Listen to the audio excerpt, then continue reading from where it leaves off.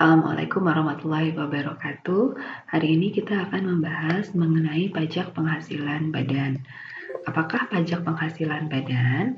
Pajak penghasilan badan adalah pajak penghasilan yang dikenakan kepada wajib pajak yang berbentuk badan.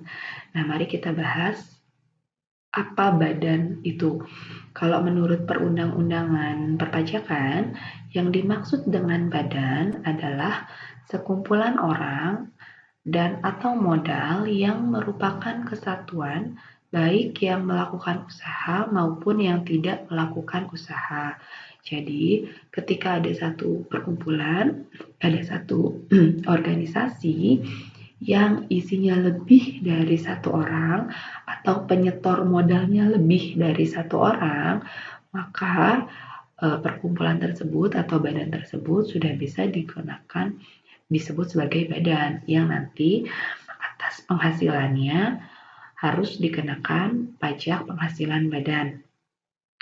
Nah, di Indonesia sendiri bentuk-bentuk badan itu banyak.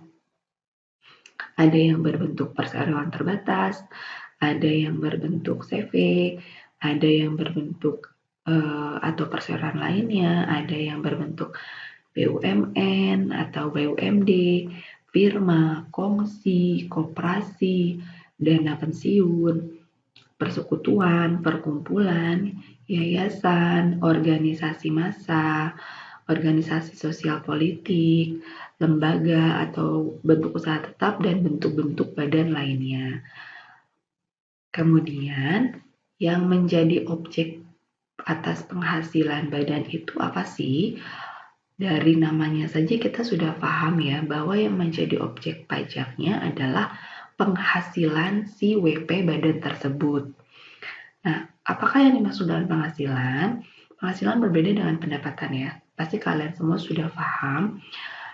Kalau dalam bahasa akuntansi, penghasilan itu adalah sejumlah nominal yang diperoleh setelah ada proses perhitungan pengurangan pendapatan dengan beban-beban. Jadi sederhananya penghasilan itu adalah laba gitu ya.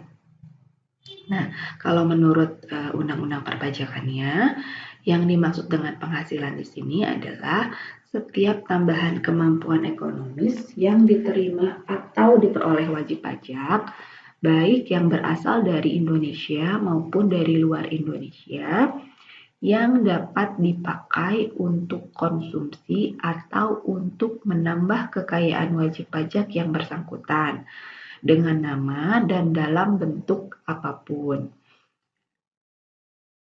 Yang perlu digarisbawahi, penghasilan yang menjadi objek pajak PPh badan itu baik penghasilan yang diperoleh di Indonesia maupun di luar Indonesia atau di luar negeri. Jadi ketika badan tersebut memiliki cabang atau usaha di luar Indonesia, atas penghasilan usaha yang di luar Indonesia itu pun harus dikenakan PPh badan. Nah, berikutnya, walaupun objek PPh badan tersebut adalah seperti yang sudah dijelaskan sebelumnya merupakan penghasilan, namun tidak semua penghasilan yang diperoleh oleh WP itu merupakan objek pajak penghasilan PPh atau PPh badan. Karena ada beberapa bentuk penghasilan yang bukan merupakan objek pajak penghasilan. Artinya apa? Artinya atas penghasilan tersebut tidak perlu dikenakan PPh badan. Apa sajakah itu? Yang pertama adalah bantuan atau sumbangan, termasuk zakat dan sumbangan keagamaan lainnya yang ketentuannya diatur dengan atau berdasarkan peraturan pemerintah. Jadi apabila suatu badan itu menerima penghasilan yang berupa bantuan atau sumbangan, atas bantuan dan sumbangan itu tidak perlu dikenakan PPh badan. Jadi harus dikeluarkan dari jumlah penghasilan si WP badan tersebut. Oke. Yang berikutnya adalah harta hibahan yang ketentuannya diatur dengan atau berdasarkan peraturan Menteri Keuangan. Kemudian warisan. Kemudian harta termasuk setoran tunai yang diterima oleh badan sebagai pengganti saham atau sebagai pengganti penyertaan modal. Poin ini maksudnya adalah misal salah satu pemilik badan atau pemegang saham di badan itu menyetorkan sejumlah uang tunai yang maksud atas penyetoran tersebut adalah untuk menambah jumlah modal yang dia tanamkan di badan tersebut, itu bukan objek pajak PPh badan. Jadi harus dikeluarkan dari perhitungan penghasilan si WP tersebut. Kemudian yang berikutnya adalah penggantian atau imbalan sehubungan dengan pekerjaan atau jasa dalam bentuk natura dan atau kenikmatan dari wajib pajak atau pemerintah apabila diberikan oleh bukan wajib pajak atau wajib pajak tertentu akan menjadi penghasilan. Nah, misalnya nih, biasanya ini terjadi di daerah-daerah gitu ya. Ada penerima jasa kalau di daerah yang mohon maaf untuk golongan yang tidak mampu, kadang-kadang mereka tidak bisa membayar jasa yang mereka peroleh itu dengan uang, bisa dengan beras, dengan hasil atau dengan hasil tani lainnya. Misalnya nih ada satu dokter praktek di suatu klinik atau di puskesmas tuh. Kemudian si pasiennya tersebut tidak bisa membayar biaya berobatnya dengan menggunakan uang tunai, tapi menggantinya dengan memberikan beras misalnya. Nah, atas beras atau barang-barang lain yang diterima bukan berbentuk uang tunai, itu tidak menjadi objek pajak untuk WP badan. Ya, nah yang berikutnya adalah penghasilan-penghasilan lain sebagaimana tertera dalam Undang-Undang Pajak Penghasilan. Jadi kalian nanti buka Undang-Undang Pajak Penghasilan, coba kalian cari lagi lebih detail penghasilan-penghasilan apa saja yang bukan merupakan objek pajak penghasilan. Oke, yang berikutnya. Untuk menghitung berapa besar pajak yang terutang si WP badan tersebut, tentu yang harus kita ketahui pertama adalah penghasilan kena pajak. Karena tidak seluruh penghasilan, tadi kan sudah dijelaskan, tidak seluruh penghasilan yang diperoleh oleh WP badan itu dikenakan pajak penghasilan gitu. Nah, kita berarti langkah yang pertama untuk mengetahui berapa besar pajak yang terhutang adalah mencari dulu berapakah penghasilan kena pajak gitu ya.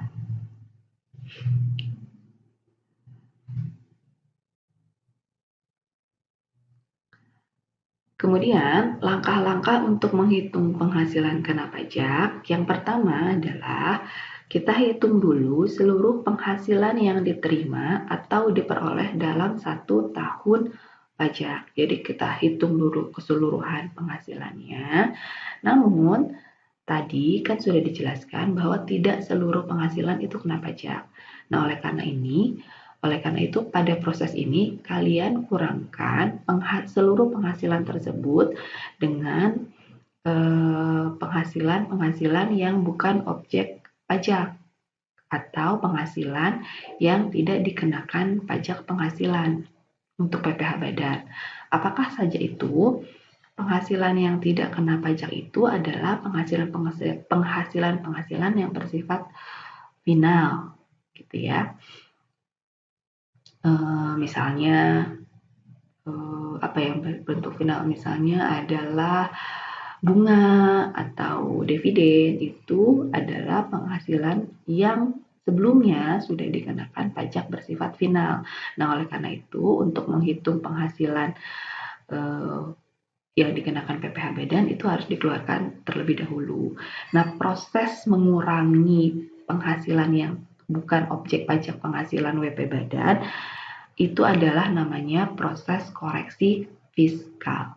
Oke.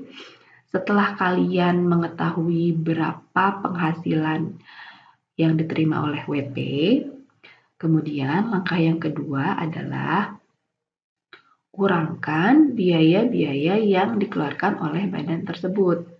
Ya, biaya-biaya itu apa saja, Kak? Yaitu biaya-biaya yang meliputi seluruh biaya yang secara langsung atau tidak langsung berkaitan dengan kegiatan usaha.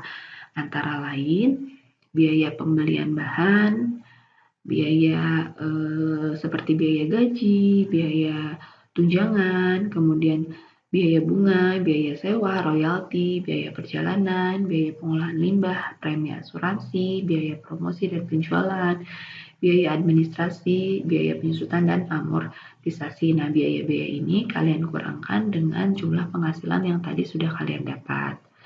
Langkah yang ketiga, kalian kurangkan biaya-biaya yang bukan objek pajak atau biaya-biaya yang tidak boleh dimasukkan dalam perhitungan pajak. Jadi, sebelumnya tadi kita sudah bahas bahwa ada penghasilan yang bukan objek pajak. Nah, selain penghasilan yang bukan objek pajak, ada juga biaya-biaya yang tidak boleh dibebankan untuk menghitung berapa penghasilan tersebut. Artinya, misalnya dalam laporan keuangan si WP badan ada biaya-biaya tertentu yang ternyata menurut aturan undang-undang itu biaya tersebut tidak boleh menjadi pengurang penghasilan, maka biaya itu harus dikeluarkan, ya. Namanya melalui proses tadi koreksi fiskal. Tuh, apa sajakah biaya-biaya tersebut? Yang pertama adalah dividen, yang berikutnya pembagian sisa hasil usaha koperasi maupun biaya untuk kepentingan pribadi pemegang saham. Jadi kayak prive itu tidak boleh dikurangkan menjadi pengurang penghasilan. Kemudian biaya-biaya lain yang diatur dalam aturan perpajakan. Gitu ya. Kalau kalian masih bingung, nanti setelah slide ini ada slide untuk penjelasan bagaimana menghitung. Gitu. Jadi coba saya simpulkan lagi. Langkah untuk menghitung penghasilan kena pajak, yang pertama, kalian hitung berapa penghasilan yang diterima oleh WP. Setelah itu, kurangi dengan penghasilan-penghasilan yang bukan objek pajak. Setelah dapat angka penghasilan yang dikenakan yang menjadi objek pajak, kalian kurangi dengan biaya-biaya yang dikeluarkan untuk kegiatan usaha gitu. Setelah dikurangkan, kalian cek lagi apakah ada biaya-biaya yang menurut aturan perpajakan tidak boleh menjadi pengurang penghasilan. Jika ada, maka biaya tersebut juga harus dikeluarkan atau dilakukan koreksi fiskalnya.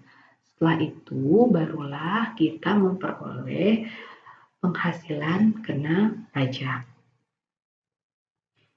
Oke, tadi saya bersinggung beberapa mengenai koreksi fiskal ya. Jadi koreksi fiskal adalah proses penyesuaian penghasilan dan beban, yaitu menambah atau mengurangi pendapatan dan menambah atau mengurangi beban untuk mendapat jumlah penghasilan kena pajak.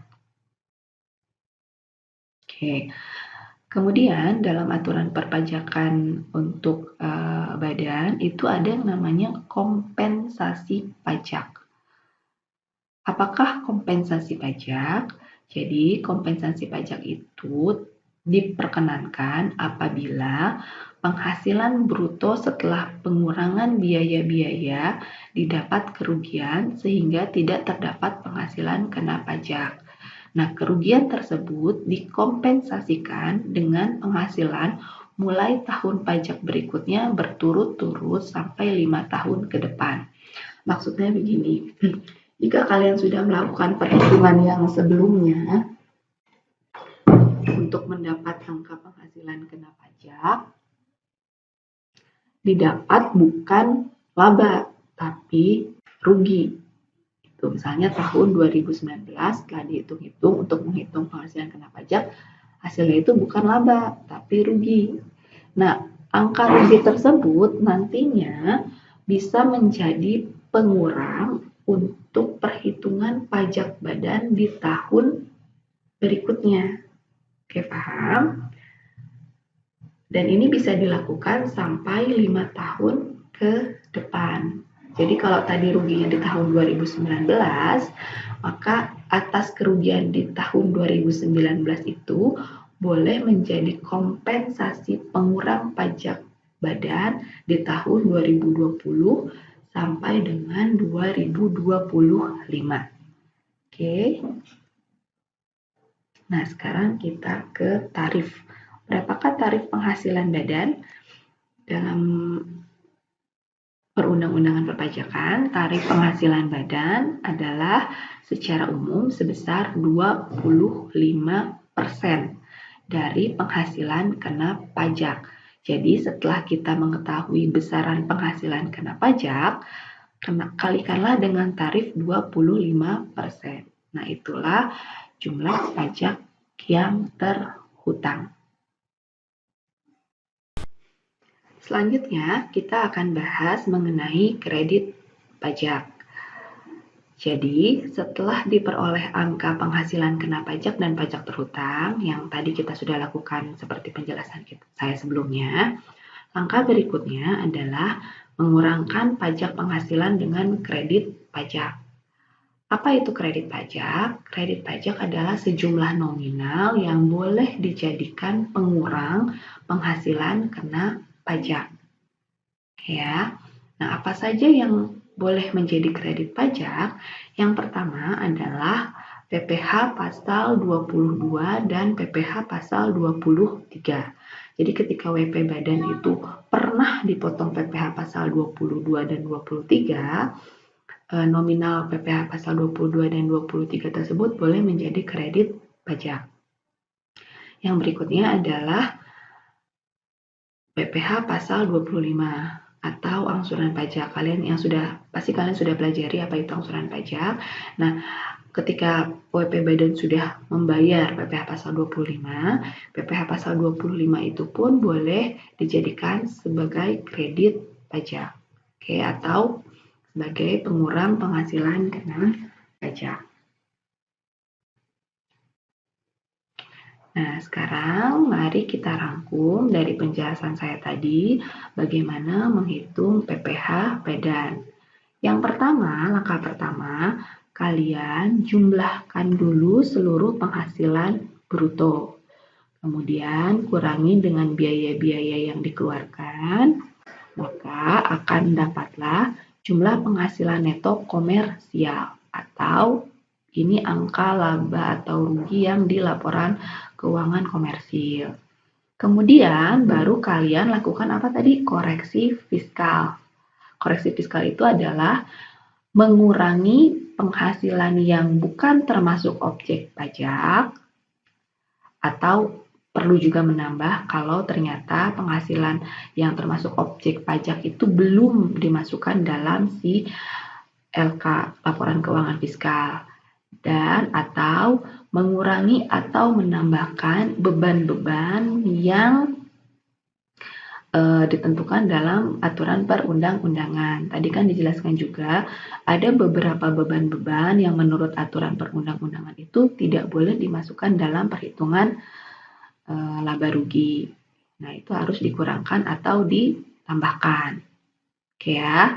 Kemudian setelah dilakukan koreksi fiskal, maka akan didapatlah penghasilan neto fiskal.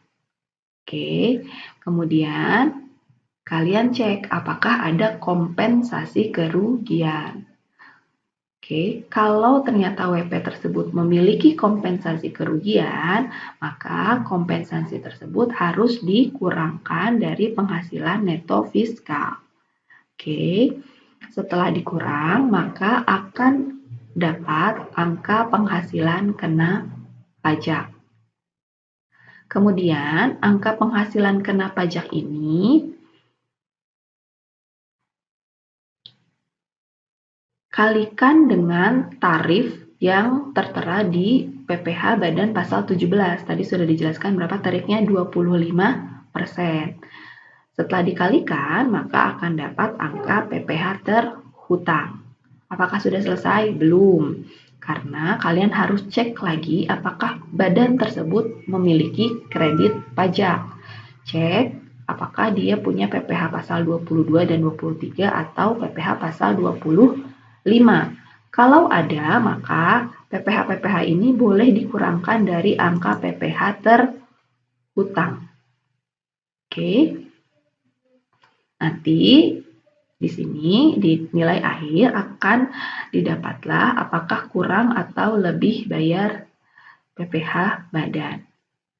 Oke ya.